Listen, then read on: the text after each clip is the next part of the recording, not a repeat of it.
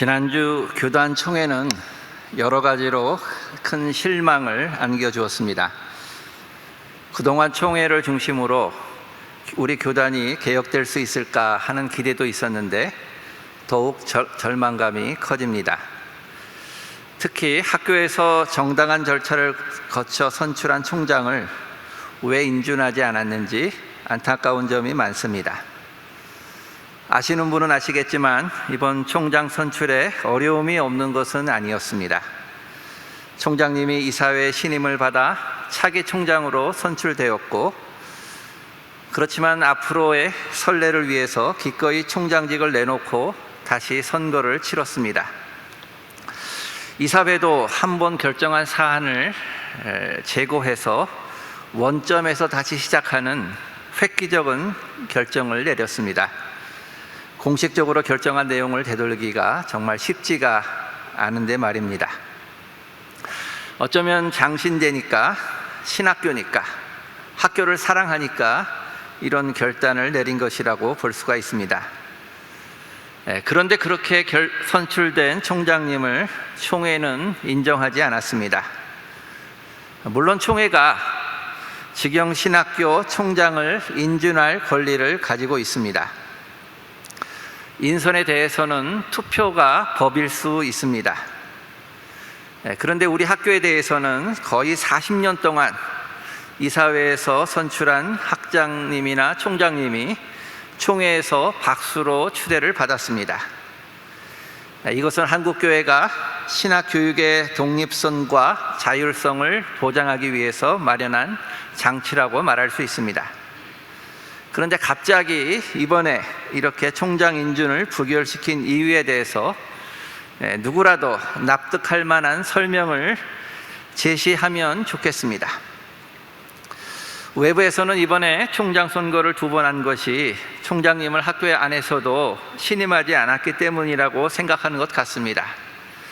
하지만 이 일은 총장 신임에 관련된 문제가 아니라 전임 총장을 이사회에서 재신임하는 방식보다는 다른 분들도 공정하게 선거에 참여할 수 있도록 기회를 보장해야 하며, 적어도 장신대에서는 그러한 민주적인 절차가 확립되어야 한다는 취지에서 이루어진 것입니다. 또 선거에서 총장님이 압도적인 지지를 받지 못한 것에 대해서도 말을 하는 것 같습니다. 하지만 다른 후보자가 있는 상황에서 투표하는 것은 훨씬 더 복잡한 요소가 얽혀 있습니다. 이것을 단순히 재신임의 문제로 제시하는 것은 무리가 있습니다.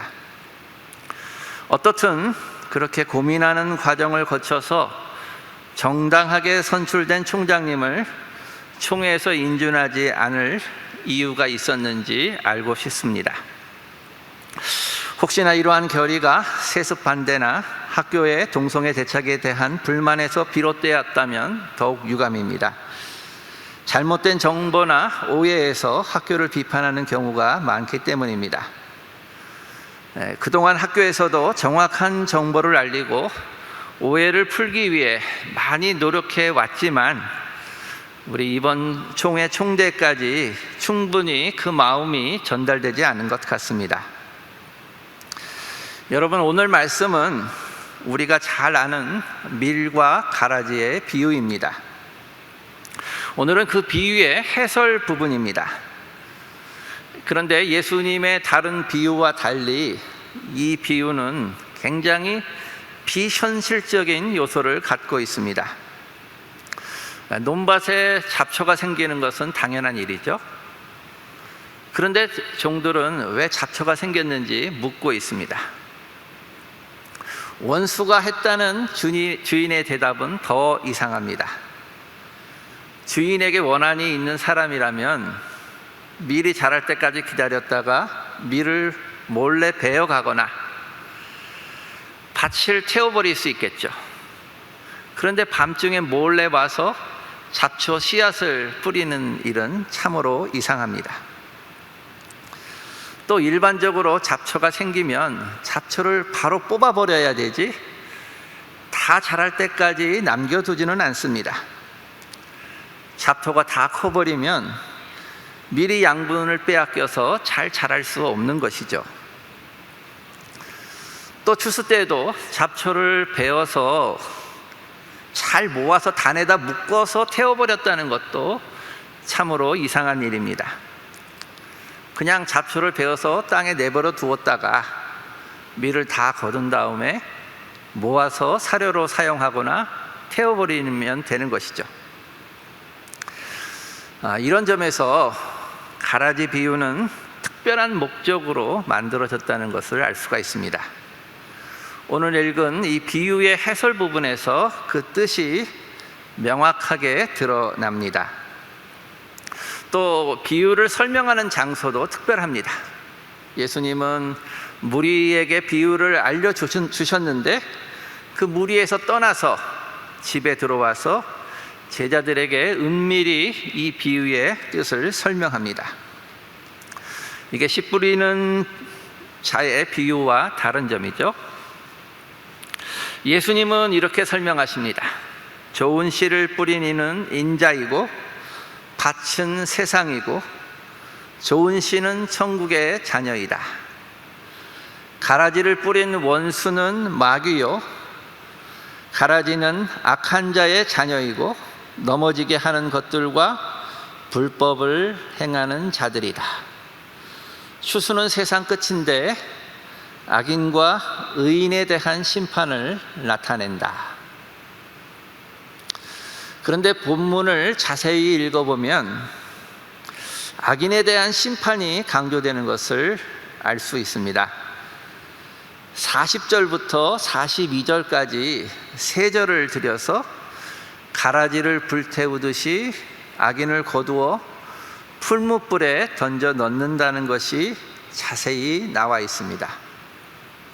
의인에 대해서는 43절 한 절만 나오죠. 여러분, 가라지의 비유는 오늘 우리에게 무엇을 말해줍니까? 우선 좋은 씨를 뿌렸는데 가라지가 함께 나오는 것은 피할 수 없다는 것입니다.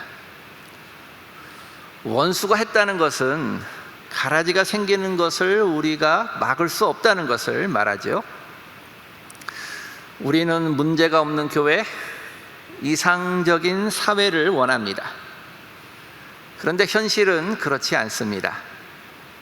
심지어 주님께서 좋은 씨를 뿌렸는데 가라지가 함께 자라는 것입니다. 예수님께서 하나님 나라를 전파하고 가르치고 치유하고 귀신을 쫓아내셨죠. 그런데도 바리새인과 서기관은 그를 잡아 넣으려고 하고 죽이려고 했습니다.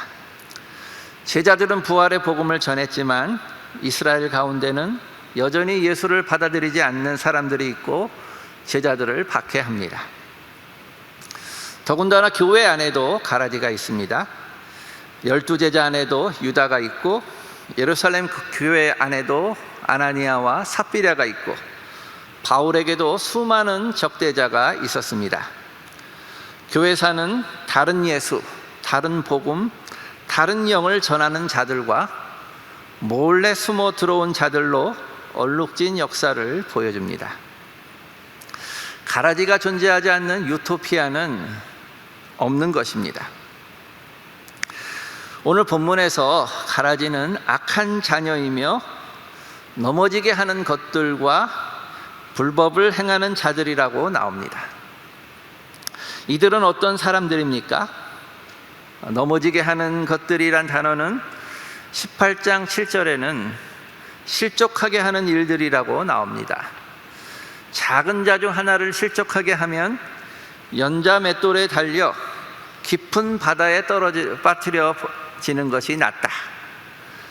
손이나 발이 범죄하면 찍어버려야 하죠.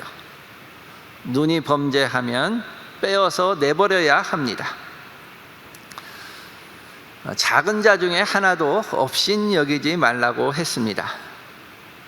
이 작은 자들을 업신여기고 실족하게 하는 이들, 바로 이것이 가라지입니다. 또 불법을 행하는 자들은 누구입니까? 7장 22절과 23절에 따르면 이들은 주여 주여 우리가 주의 이름으로 선지자 노릇하고 주의 이름으로 귀신을 쫓아내며 주의 이름으로 많은 권능을 행하지 아니하였나이까? 라고 말하는 자들입니다. 주님께서 이들에게 엄중히 말씀하십니다. 내게서 떠나가라. 이렇게 보면 가라지는 세상에만 있지 않고 교회 안에도 또 주님의 일을 행한다는 자들 가운데도 있습니다. 그런데 가라지를 뽑으려는 종들에게 주인은 밀까지 뽑히지 않도록 내버려 두라고 말합니다. 가라지가 있지만 밀이 있는 것이죠. 악의 자녀들이 있지만 인자의 나라의 자녀들이 있습니다. 가라지는 종말의 심판 때까지 함께 있게 됩니다. 악인과 불법을 행하는 자들이 없어지면 좋겠지만 현세에서는 불가능합니다. 이들을 제거하다가 하나님의 백성까지 상하게 할 수 있기 때문입니다. 인간적인 방법과 힘으로는 가라지를 없앨 수 없습니다. 그러면 어떻게 해야 할까요? 가라지를 없앨 수 없다면 가라지를 견디고 가라지와 함께하는 지혜가 필요할 것입니다. 그 지혜가 무엇입니까? 첫째, 종말의 하나님의 심판이 가라지를 불태울 것이라고 확신해야 합니다.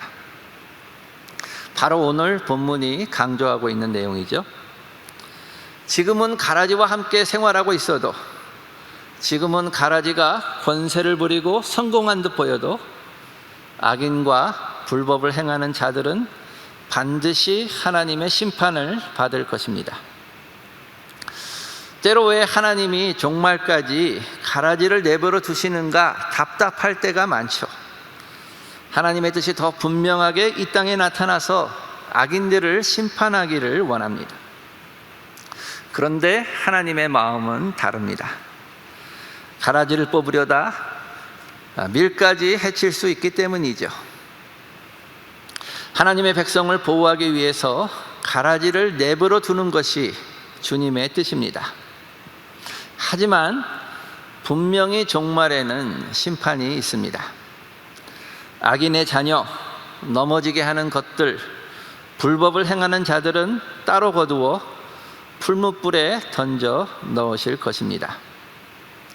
따라서 심판은 하나님께 맡기고 우리가 하나님의 백성으로 흔들리지 않고 살아가야 하는 것이죠. 둘째, 가라지를 없앨 수는 없지만 가라지가 커져서 세력을 떨치고 밀까지 압도하는 것은 막아야 할 것입니다.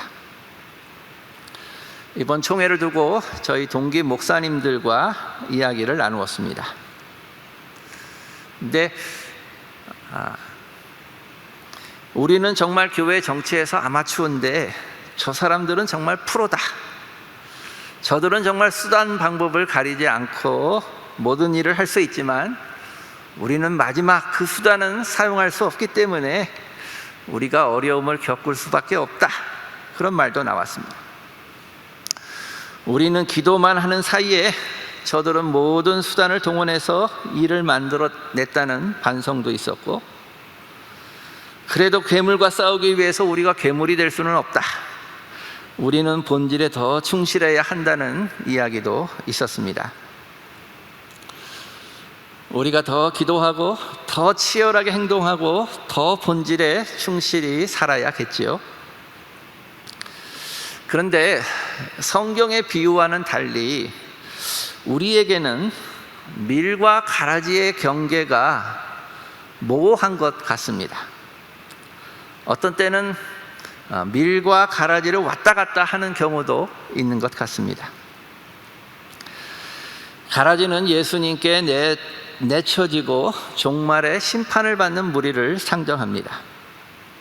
그러기에 우리가 의견이 다르거나 갈등이 있다고 해서 상대방을 가라지로 낙인 찍지 않도록 조심을 해야 할 것 같습니다. 또 자기도 모르게 가라지가 되고 있지 않은지 살펴보아야 합니다. 예전에는 순수하고 의에 따라서 살려고 했는데 어느 순간 어느 상황에 괴물로 변하는 경우도 있지요. 그래서 초심을 잃지 않고 끝까지 잘 달려가는 것이 중요합니다. 무엇보다 가라지를 막기 위해 우리까지 가라지가 되어서는 안 되겠죠. 요즘같이 험악한 세상에선 끝까지 밀로 남을 수 있는 것도 축복인 것 같습니다. 한 가지 기억해야 할 것이 있습니다. 오늘 본문에서 인자의 나라는 하늘이 아니라 세상 안에 있습니다. 인자가 세상 안에 좋은 씨를 심으신 것이죠. 바로 이 나라는 승천한 주님께서 다스리는 나라이며 제자들의 선포와 삶을 통해서 드러나는 나라가 될 것입니다. 마태복음에선 하늘과 땅의 모든 권세를 지닌 그 주님이 세상 끝날까지 우리와 함께 계신다고 말씀하셨습니다. 그러므로 불법이 판을 치고 승리하는 것 같아도 낙심하지 맙시다. 밀은 보이지 않고 가라지만 극성스럽게 자란다고 한탄하지 맙시다. 무엇보다 가라지의 위세에 눌려서 타협하지 맙시다. 주님의 나라가 이 세상 속에, 이 역사 속에 자리 잡고 있습니다. 하늘과 땅의 모든 권세를 가지신 주님이 우리와 함께 계십니다. 우리의 선포와 우리의 삶을 통해서 주님의 나라가 나타날 것입니다. 그 나라는 겨자씨와 같이 작지만 새들이 깃드는 큰 나무가 됩니다. 작은 누룩이지만 큰 반죽을 부풀어 오르게 합니다. 그리고 예수님이 다시 오실 때 모든 악을 멸하고 가라지를 심판하실 것입니다. 오직 그날을 바라보고 실망하지 말고 지금 여기서 주님의 뜻을 따라서 신실하게 살아가길 원합니다. 기도하겠습니다. 주님, 가라지를 한탄하지 말고 확고하게 주님의 사람으로 살아가게 하소서. 주님의 재림과 종말의 심판을 확신하며 지금 여기서 주님께 순종하며 살게 하소서. 예수님의 이름으로 기도합니다. 아멘.